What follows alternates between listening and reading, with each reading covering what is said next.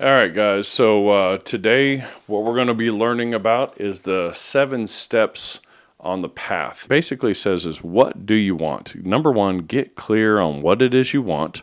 Develop a vision. Develop a sense of purpose, a why. All right. He says the how will come later. At first, you need to figure out the why. Step number 2 is you need to find the truth and face the truth. I like to think of this as holding the mirror up to yourself.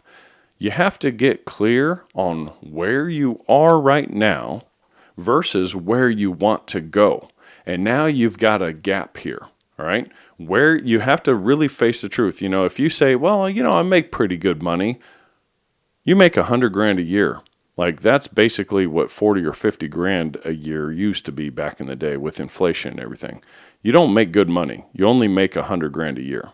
All right.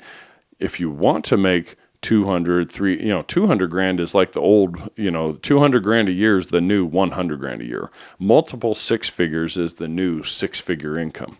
All right. So you want to make 200, 300, 400 grand a year, you have to face the truth of, okay, why am I only making 100 grand a year? You have to look at yourself. You can't blame, the leads or, my manager or, the job or this or whatever. You have to get clear and you have to say, okay, well, obviously if this guy over here is making 400 grand a year, this guy knows something that I don't know. What is it? And you need to really get clear and face that truth. When you figure out what that gap is, then step number 3, create a massive action plan. How are you going to attack this gap? Is it a skill set gap? And if you know your skills are here and you need to get here, well, how are you going to attack it? My way of attacking it was throwing money at it to learn from other people. Again, ultimate success formula, learn, the skills that they know so I can close that gap. All right. And then number 4 is doing what's hard. When you get home and you've been up since 6 in the morning and you didn't get home till midnight and you're dog tired. And it'd be so easy for you to say, you know what, man, I don't feel like doing this tonight. I'll do it tomorrow. One of the things I read and learned the first time I read the book Relentless by Tim Grover, the best way to kill your self-confidence or your self-reputation is what he called it, is to not do what you said you were going to do. I'll do it tomorrow. I'll kill the dragon tomorrow. You're not going to have the level of success that other people have had. The other people that have had the levels of success that you haven't had is because they're doing the hard things that you don't want to do. They don't want to do it either, but they still lace up their shoelaces and they go do it, right? There's going to be some days you don't feel like going to work, but you still got to go do what's hard, right? So why are you willing to work harder for other people than you are for yourself or your own family? Do what's hard. Slay those dragons. What happens if I fail? Because everybody's afraid of failure. Well, then you try something else. Well, what if that fails?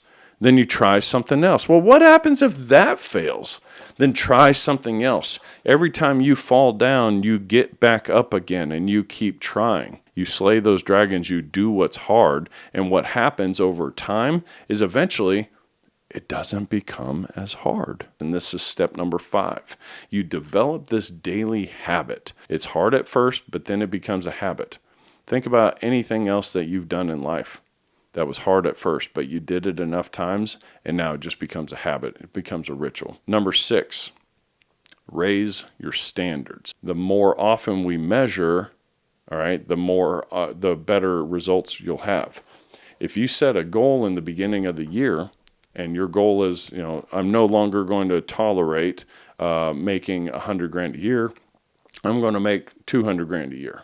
And if you measure once in the year and you say, okay, this year I'm going to make 200 grand, and at the end of the year you come along, you didn't measure but once over the year, or maybe you measured once at July 1st, you were 6 months into the year. If you're at 60 grand by the end of June, going into July, and you haven't made the halfway point, well, you just wasted 6 months. Raise your standards, measure more often. At the end of the day, if I was issued 3 leads, I knew going into that day that I had a potential to make $1,500 that day. At the end of the day, if I didn't make $1,500, I knew it was not a good day. If I only made $1,500, then I knew it was an average day. If I made $2,500, then I knew it was a good day.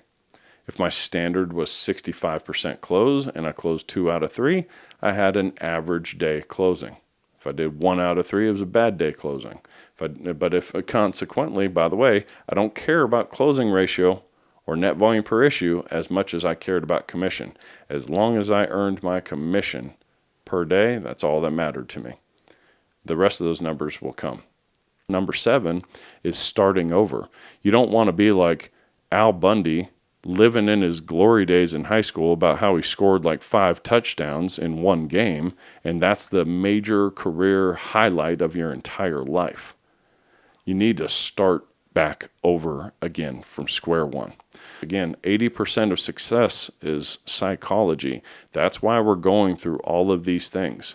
When you can get clear on what it is you want, when you can face the truth will set you free. Face yourself in the mirror, drop the ego, figure out what is missing, what am I missing to being able to make that kind of money, create a massive action plan, do what's hard. Sometimes doing what's hard is actually forking over the credit card so that you can buy the training, get access into the training program, show up every day, do the work, create a daily habit and a ritual, and you're going 5 days a week. You develop a daily practice. All of a sudden, you start seeing guys making 10, 15 grand a week. You start raising your standards, and your income starts going up.